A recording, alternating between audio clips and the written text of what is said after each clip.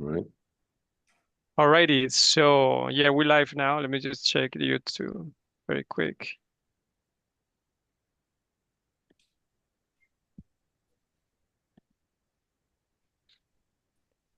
All right, yes, we are live. Let's go. Cool. So everyone, this is the Northfield Festival in beautiful Sweden, Stockholm. We're doing online this festival since yesterday, April 24th to 25th. It's been a blast. We've been enjoying the festival so much. And now we're just going with the directors of best short documentary, best documentary short film. And we have the pleasure to have you're gonna do Machi, right? Yes, correct. Yes, finally from this beautiful documentary, Woon Soon Road to Completeness. Very nice documentary, Machi. Why did you decide let's start with that question first of all. First of all, how are you? I'm fine. Thanks a lot. Thanks for having me. Yes, thanks for joining you. and be part of the festival. I'll just jump over a few questions, Katie, and then you go ahead. All right. Katie's in New York right now. She's the girl who direct the New York Festival, which is the North, but in New York. Right. Uh, why did you decide to do this beautiful documentary? Well, I guess for a few reasons. One is I knew the main character. I know the main character well. Mm-hmm. Patrick, who's or one son, because this is his Buddhist name, Uh-huh. who's the main character, the only character actually of the movie, is someone I worked with and has been my friend for yeah, many years actually.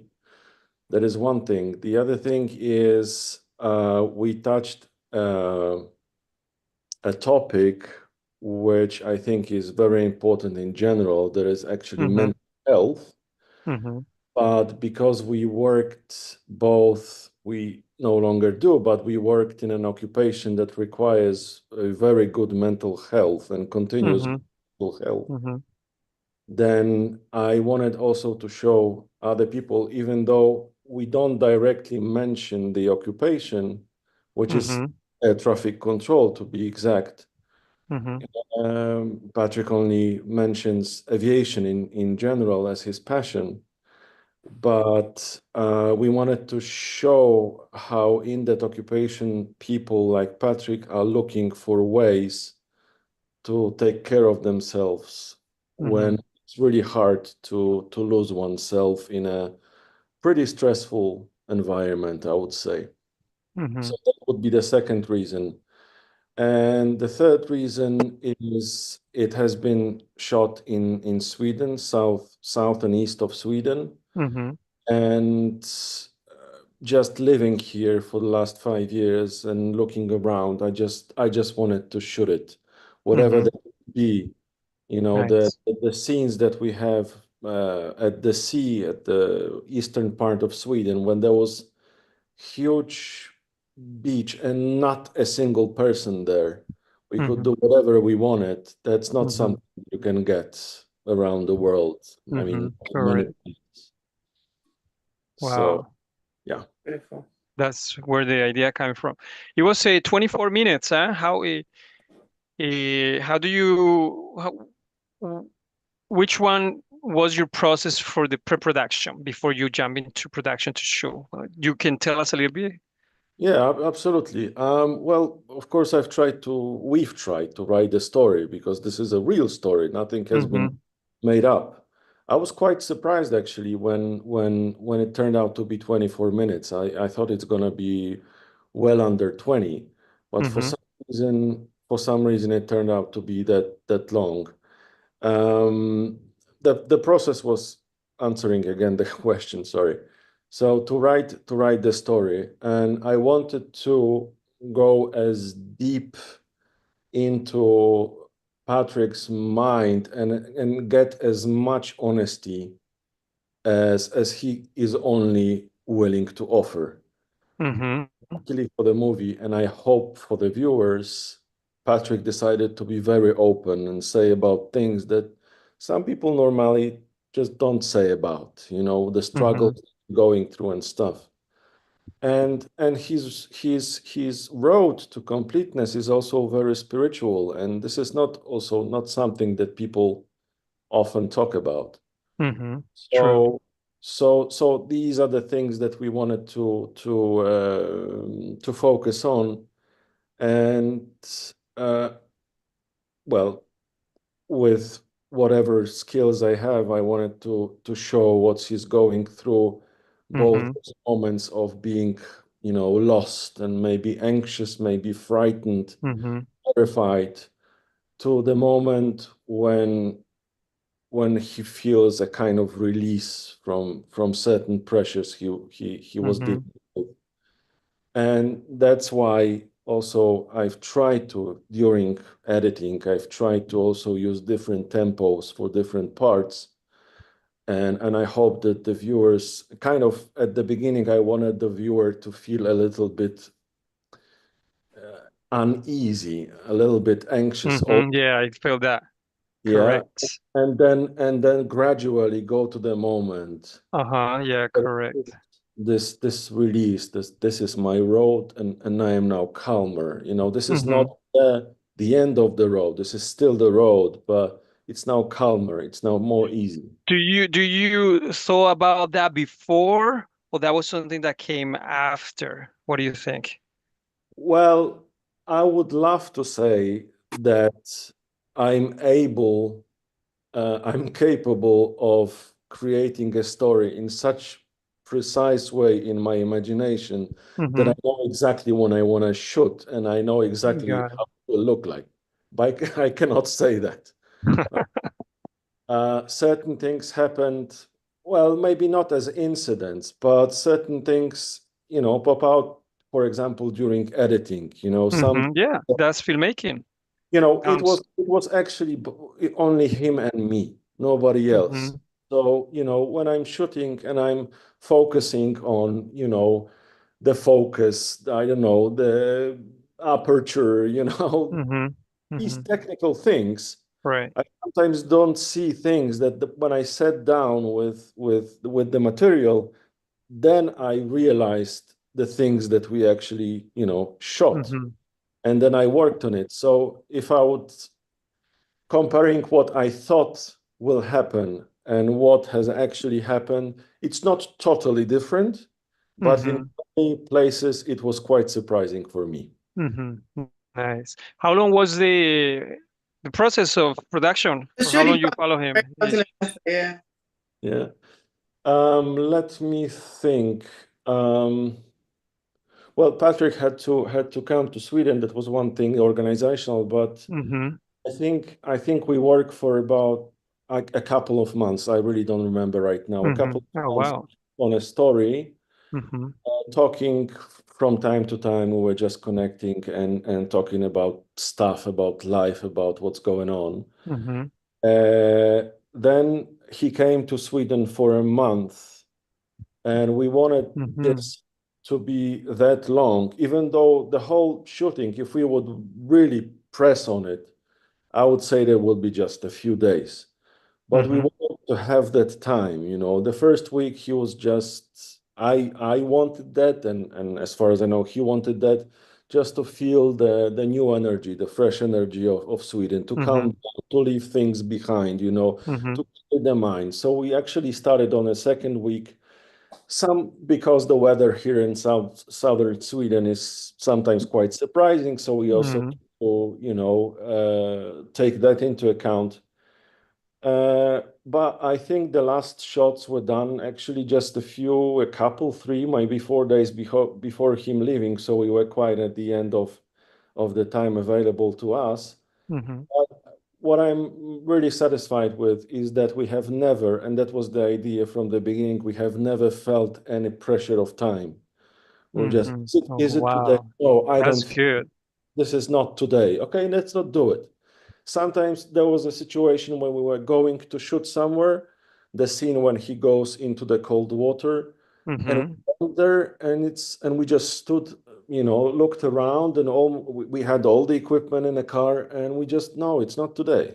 We just don't feel it, Mm-hmm. and we Mm-hmm. get, each other another 2, 3 days, and then we came back, and it was that time. Mm-hmm. Wow. That's a privilege, huh?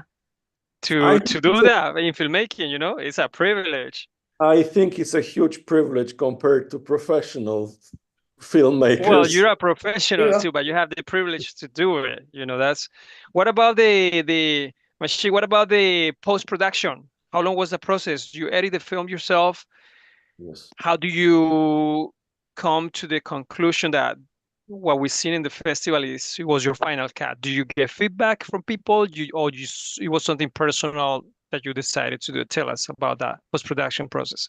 Actually, it was also mostly between two of us, and Mm-hmm. Patrick gave me a whole space and freedom to do whatever I wanted to do. He just trusted me. So what he have seen is like one of the final cuts. I don't also remember that exactly. Like probably he saw a final cut before color grading Mm-hmm. and a cut before making the sound and stuff like that. But he didn't also want to watch it too often. He waited for the final moment. I think now when I think about it, it's like being painted by a painter. You're waiting for the final effect. You're not Mm-hmm. maybe interested in what's going on in the sketching and Mm-hmm. first shades and stuff like. Right. You're looking for the last thing, and I think Patrick, that's what he wanted. I had some support from two friends of mine. One is he's a really professional filmmaker, Mm-hmm. French and Polish, and one friend who is a producer. And yeah, they also told me a few things. But I must admit that, well, it was our thing. It was Patrick's and my thing, and I was quite Mm-hmm. stuck in doing stuff the way I'm doing. As you said, the privilege is compared to, when you have people above you, looking Mm-hmm. at your budgets and stuff. Mm-hmm. I can do anything actually, and this is the beauty of it, the Mm-hmm. beauty of creativity.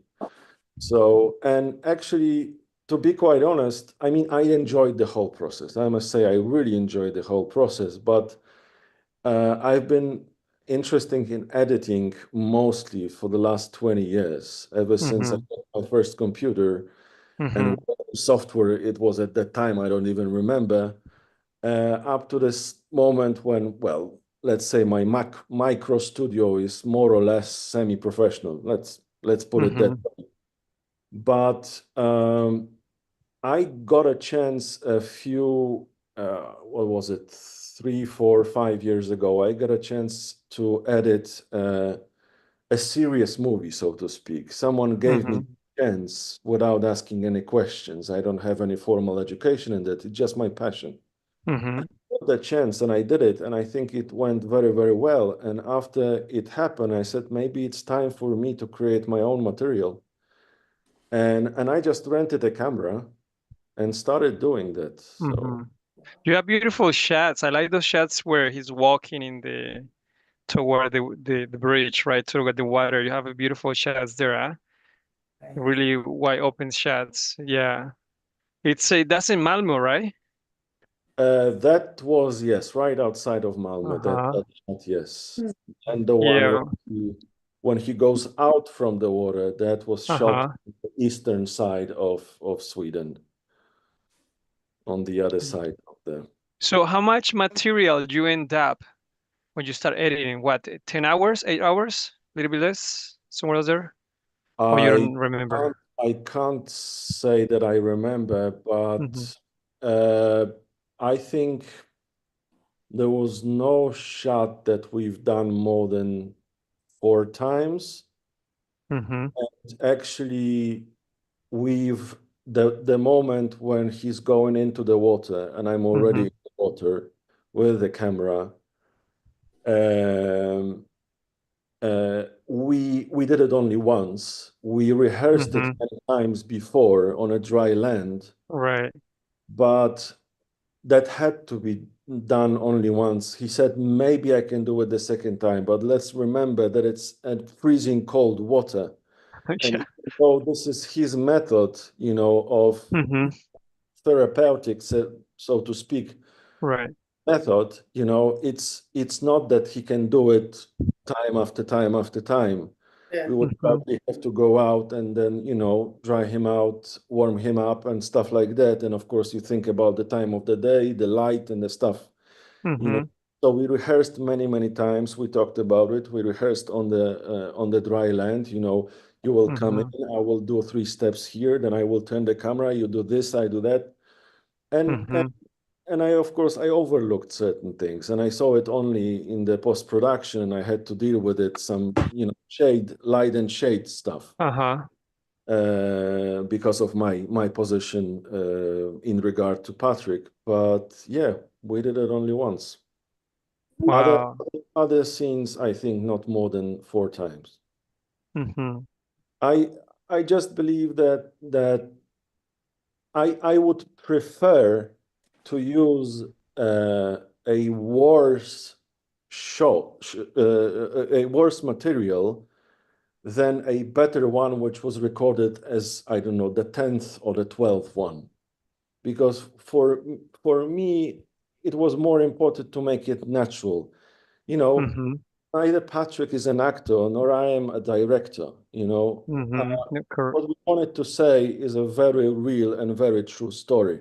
We are not looking for an Oscar, so that's the privilege that we have. We can make mistakes, but these mistakes, I do hope, show the naturality of it.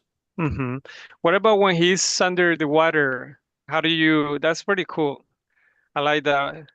Is that no, let's not spoil. It's okay, but that's a cool shot. Yeah, it's a cool shot. You mean underwater? Yeah, underwater, that's pretty cool. I'm interested to see how you shot that.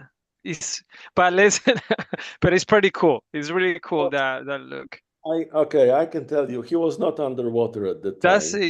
But really good. Well done, man.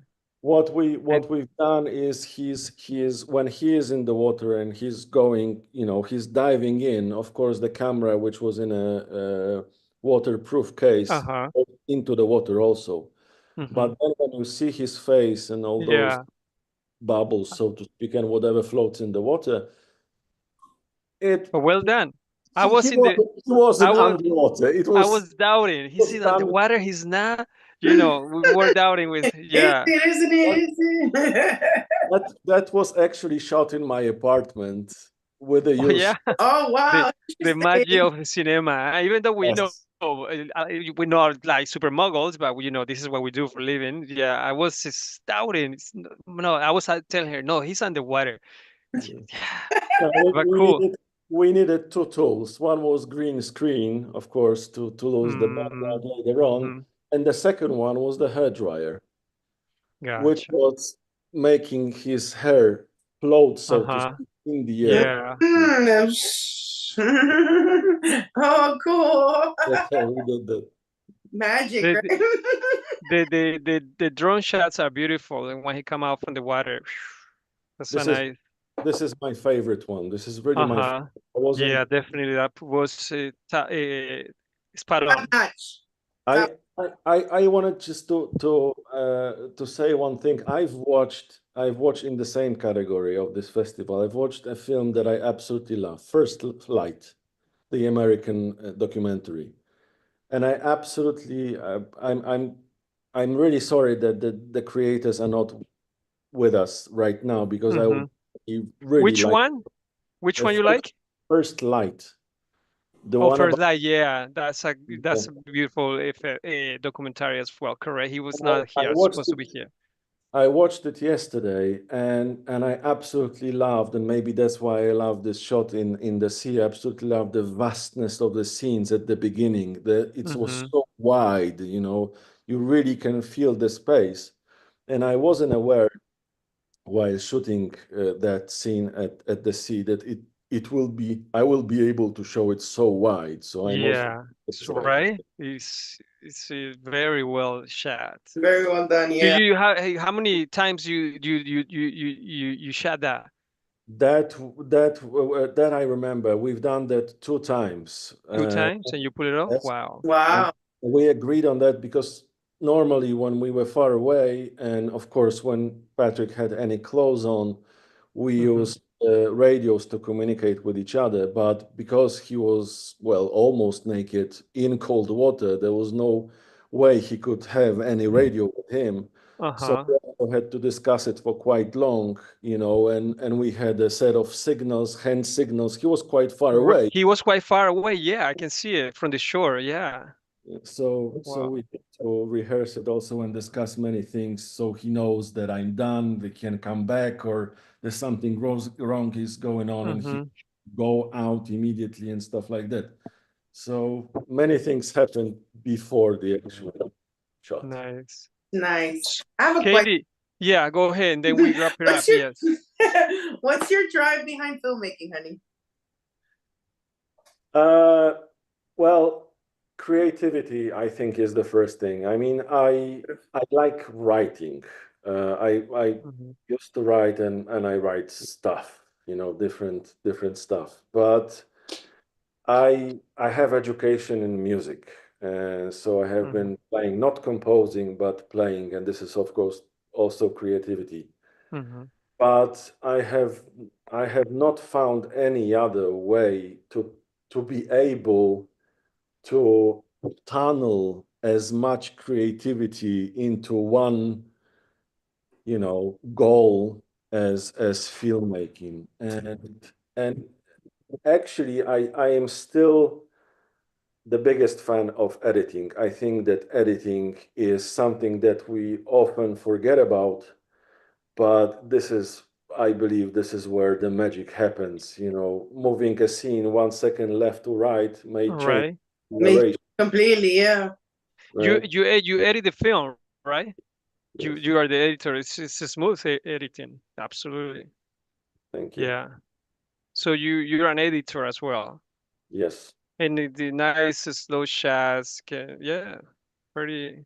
The one in the bar is also pretty good. That shot with the lights coming in. That's a good shot too as well. Many good shots there. Beautiful documentary. Maché.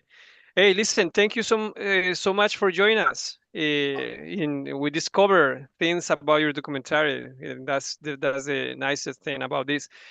We have the B Zoom at 8 o'clock.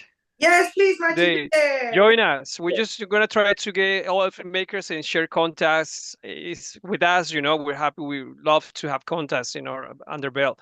So join us in 10 o'clock. Remember, that is the Gala Wars YouTube live. Pretty simple, straightforward, you know, and then best of luck for you, my friend. Yes, thank you very much for having me. That was a pleasure to talk with you. Thank you. All right, let's grab a quick snapshot for later. I can pass this so they can do a little promotion in Instagram for us. So here we go. Yes. All right. Thank you so much. See you later. See you later. All right. Bye-bye. See ya. Bye.